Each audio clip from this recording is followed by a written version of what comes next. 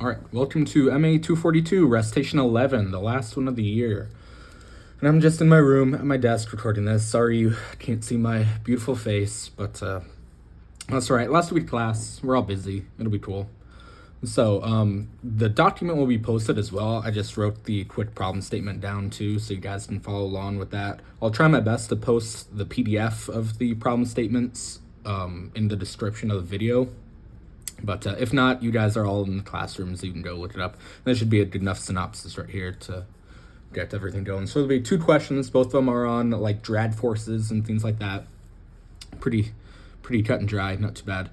So the first one says, essentially, if we have a plate of 500 kilograms that's being lifted through, in the first situation, glycerin, and the second situation, water, at 20 degrees Celsius, what is the force required to lift the plate, assuming that velocity is 2 meters per second, right?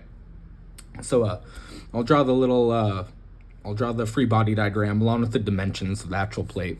So the plate itself, we can draw it like this, the free body diagram, where, we've got something like that. Like I said, I'll draw the dimensions with it too, because there is actually some thickness to it. So we got something like that, where it's 3 meters wide, 2 meters tall, and 0.01, 10 millimeters thick, so 0.01 meters wide. Cool? Right? So for the free body diagram, obviously, we have this whole thing immersed in either situation, it's immersed in some liquid, right? So we're going to have the weight of the thing acting down, call it the weight. And then we'll also have some sort of drag force acting down. I'm just drawing this just as a bunch of arrows, just showing that the drag is pulling on every little bit of it. And I'll call that, we'll just call that D for now, whatever. D for drag, the drag force. And then we have the force pulling up that we are exerting. That's what we're trying to find, okay? That's the force required to lift the plate. And then also pushing up on that, as you remember from like hydrostatic stuff, we have some sort of buoyancy force, right? And I'll just draw that like here, whatever. I'll call that B. B for buoyant force. Cool. And so over here for all situations, obviously W is equals mg, right? The buoyant force B is equal to the density of whatever liquid we're immersed in. So I'll just say rho L for right now, rho liquid, times gravity, times the volume of the plate, right? And then the drag force, this is equal to that 1/2 rho of whatever liquid you're in, right? Rho, the velocity of the plate, which is just 2 in this case, we'll come back to that, v squared times s, the wetted area, which is basically the surface area. When I go and solve it, I'll show you it's not quite the surface area, but it's basically, think of it like the surface area, right? Rho v squared s times CDF, the friction drag coefficient. Cool. So let's start cranking for part A, which is, imagine this whole situation is going down in glycerin, okay? Glycerin is really thick. Glycerin, cool. And we're given that rho G, I'll call it rho glycerin. Rho glycerin, that's about 1260 kilograms per cubic meter, really thick. And also the viscosity of it is 1.49 Pascal seconds, or whatever other similar unit you want to use. So first off, from our free body diagram, we want to solve for the force we need to pull the thing. So some of our forces in the y, and, set those equal to 0, whatever. So acting up, we have the force we want to find, plus buoyant force, minus the drag force, minus the weight, right? So solving for F, we have F is equal to W plus the drag force minus the buoyant force. Cool? And so like we said before, W just equals mg. And in both situations, I won't rewrite this for a set of situations, obviously just all the same. So in the second situation, in the first situation for the weight, we have 500 times 9.81. This is about 4905 newtons. Oh, 49. Whoa, jeez. 4905 newtons. Cool. Equals W, and I'll put a dotted box around that. Cool. So now for the buoyant force. We know B in this case is rho glycerin times gravity times the volume of the plate, right? So let's go B equals 1260 times 9.81 times the dimensions of this plate are 3 times 2 times 0.01, right? So plug everything in, get the buoyant force should be equal to about 741.64 newtons. Obviously round where you see fit, don't carry, a ton of decimals all throughout the thing. That'll be annoying, but don't round too much. We'll knock you on homework. Anyway. Okay, so now for the drag, we need to get both the wetted area as well as the friction coefficient right here. And so the wetted area, in this case, all we're going to be accounting for, if you look up at my little diagram, all we're going to be accounting for is basically the surfaces that are directly pulling against the liquid. So it'll be this area over here, and then obviously the adjacent one on the opposite side, and then this main area right here. We're not going to care about the tops and the bottoms, okay? And technically speaking, that would rely on a different little formula. I know that'd be more of like a frontal area kind of thing. So for this case, we're just going to ignore it, okay? It makes such a small difference anyway. If you really wanted to and solve for it, it probably wouldn't make much of a difference in your answer, but for this problem, we're just going to ignore it. So and this S value will be the same for the second situation as well. Obviously, it's just a property of the plate. So we'll go S equals 2 times this frontal little bit right here, which is just 2 times 3. Obviously 2 because there's 2 sides. Plus 2 times little tiny skinny bit over here, which is 2 times 0.01. So we have the wetted area S is equal to 12.04 meters squared. Cool. And now for CDF, CDF is dependent upon the Reynolds number and whether it's turbulent or laminar. And so we want to find our Reynolds number. So as you know, RE equals rho VL over mu. Cool. In this case, the length scale we're worried about is this 2 meters right here. That's how much it's pulling against, the liquid is pulling against 2 meters of this plate. So plug everything in. So we have RE equals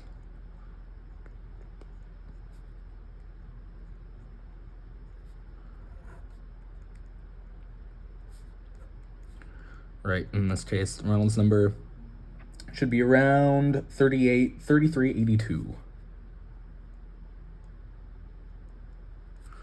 So this is very much laminar, right? Because it's far less than 500,000 is the threshold in these situations. So obviously it's way less than 500,000. So we're cool. And so now we just have equations for both of these. So in the case of laminar flow, CDF is equal to 1.328 over square root of the Reynolds number. Cool. So just plug in that number, really easy, just plug and chug. And so CDF equals about 0.0228. Ballpark, I'll put a little approximately. Ballpark, obviously where you round here and if you round your Reynolds number quite a bit, you can obviously get a really different number here, but as long as we're in the ballpark, it'll be cool. So plug in. So we get drag is equal to 1/2 rho, just 1260, times v squared, which is just 2 squared, times s, where's my s? right there, 12.04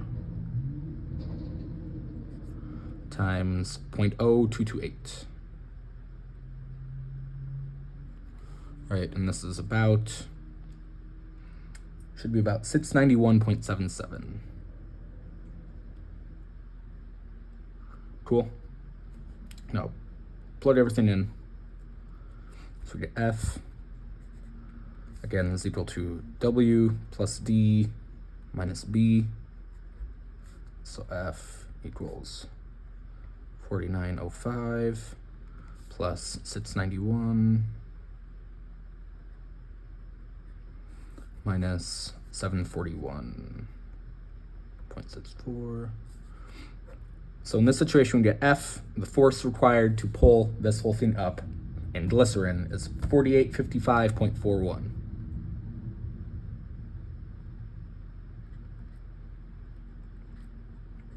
All right, cool. Cool. So that doesn't mean much to us right now until we start to compare it to water, right? But just think about it logically, right? What's going to be more? You know, glycerin is really thick. It's like syrupy, real nasty stuff. So which do you think will require more force? But anyway, let's go do the analysis for it.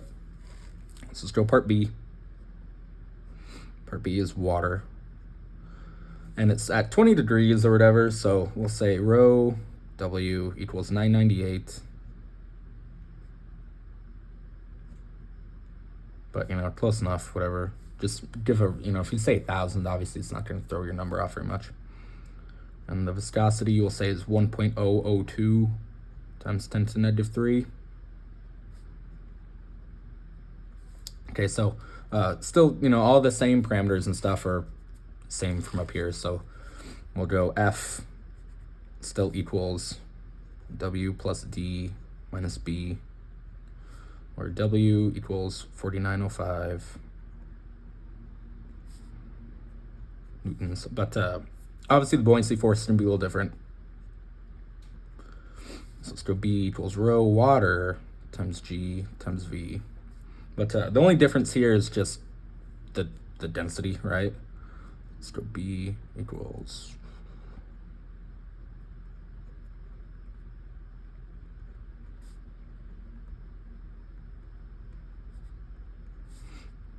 right. So the buoyant force here is about 587.5.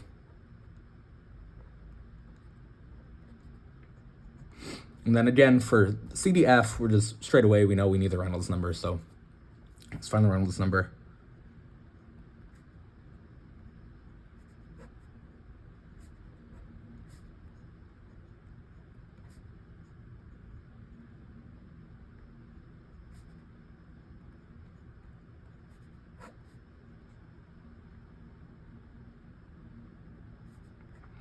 Plug everything in, plug in your calculator. We get RE. Reynolds number is about 3.98 times 10 to the 6th. Yeah, so which is obviously bigger than 500,000. That's 3.98 million. So very turbulent. Right, and so with this, we can just plug it into our turbulent equation that we have, where we know CDF for turbulent is equal to 0.455 divided by log base 10, say log 10, not natural log base 10 of the Reynolds number, all raised to the 2.58, right? So plug in 3.98 million into that. It'll spit out a number. CDF is about, again, I'll put about 0.00307. Cool. So now plug into D.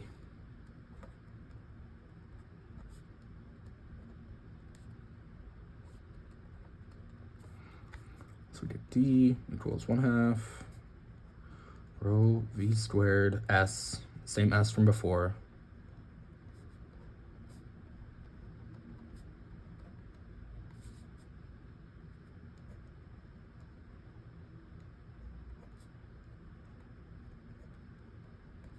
what was 12.004? Yeah, 12.04 times 0.00307.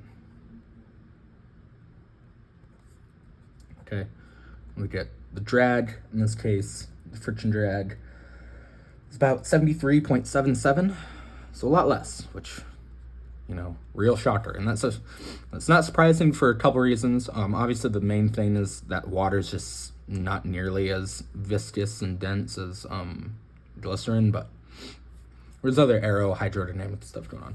But anyway, put it all together. So again, we have F equals W plus D minus B. So F equals W 4905 plus D 73.77 minus the buoyancy 587.5. Right, so we get F is 4391.2 newtons, thereabout, something like that. So obviously you can see the force required to lift it through water is a lot lower. You know, like I said, that's the case for a couple reasons. The most logical being just the liquid is so much thinner that you're pulling it through in water, but whatever, same diff. So yeah, that's just a little intro to that sort of thing. And this just goes to show you, like, if you're doing stuff on your final, you know, don't forget how to calculate like buoyancy force and things like that. It's important. Everything comes back together, right? But so that's that. That's question one. Question two is a lot more simple, I guess, in terms of calculations and whatnot. But there's some coding involved. Yeah, love coding. Shoot me an email if you want to know I do some coding stuff. I can really light it up. But okay, moving on. And this should be posted. Like I said, this should be all posted. If not, email me. You guys all have my email. Or shoot me a message on something. I don't know.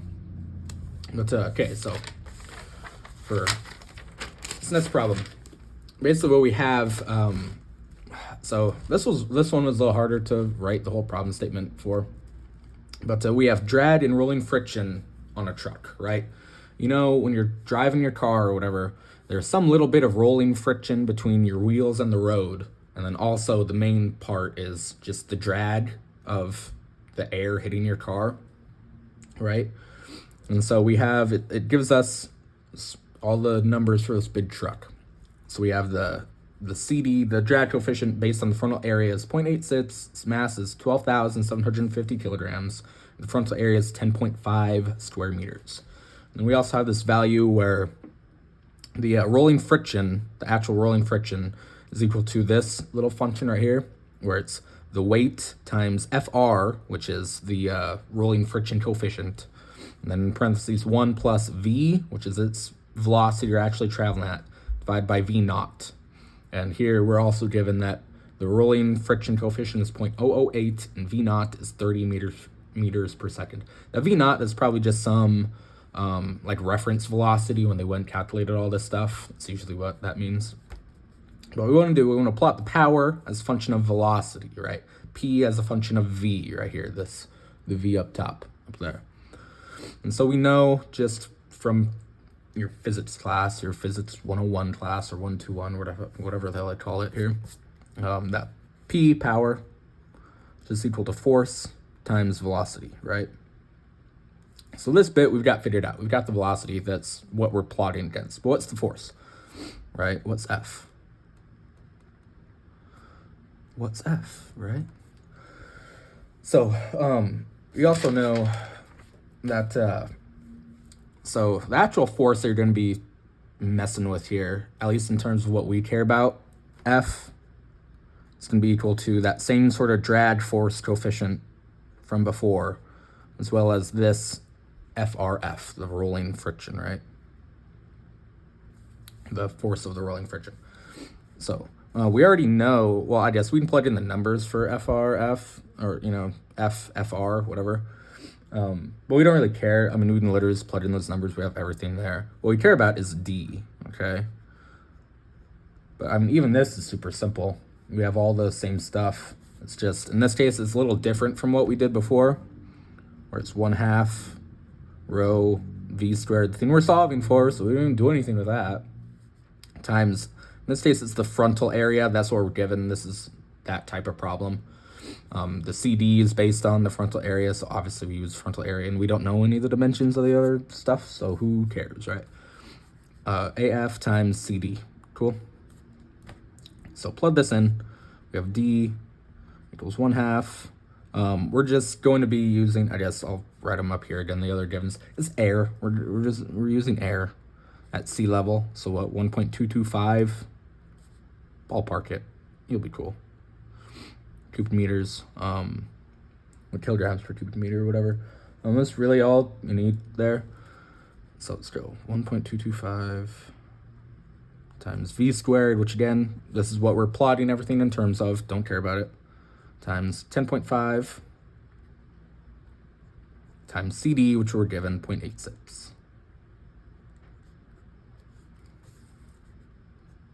So plug that stuff in.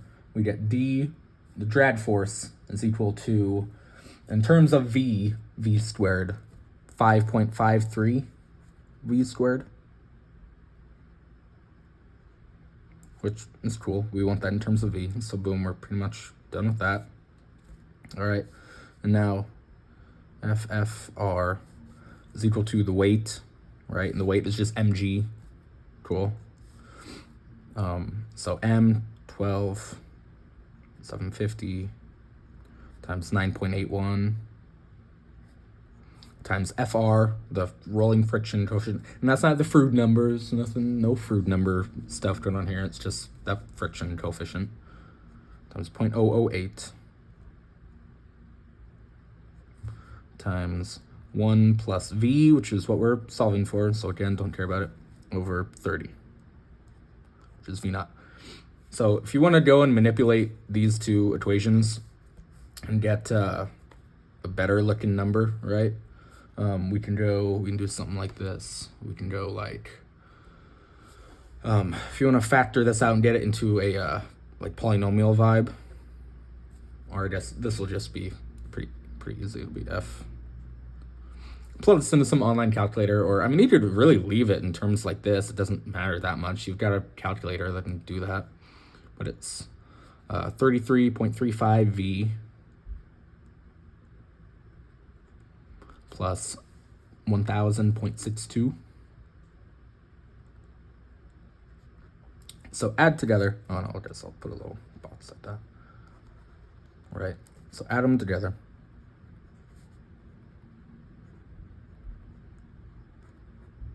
The total force is equal to,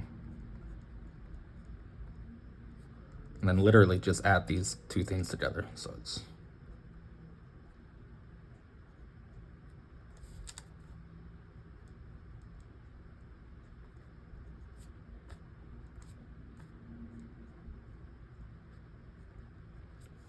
real tough, right? Real tough. Equals F. Okay. So now we're basically done. All right. And so ultimately all we have left to do is just compute power.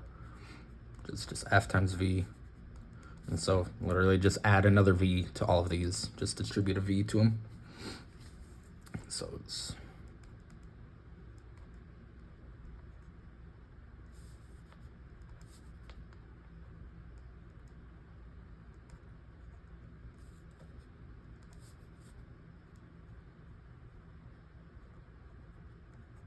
right, equals P. All right. So now we are done with that. All we have to do is plot it, pull up MATLAB, do your thing. But I'm needing to see, like, just visually, it's a cubic polynomial and there's nothing being subtracted. So this is just going to shoot off super fast. But if you want some rough code on how to do it, I just off the dome. All right, so this is what I do. If I were coding this, I would go, I'd set a V vector, right? V equals, let's go linspace. So x1, where's our starting point? Let's call it 0. And let's go up to, 100 meters per second, whatever. And how many points do we want? I've got a pretty kick-ass computer, so I'm gonna go like 100,000 because I'm crazy like that, Right? Semicolon, whatever. So there's that, and then literally P equals dot times V dot caret cubed plus 33.35 dot dot dot. You get it, you know what to do. But put the dot there. To put the dot there, it's a vector, right? And then go figure plot, and V is the first one. Then I always go in parentheses dash B. This nice blue line. Anyway, then you plot it up, you'll get something that looks like this.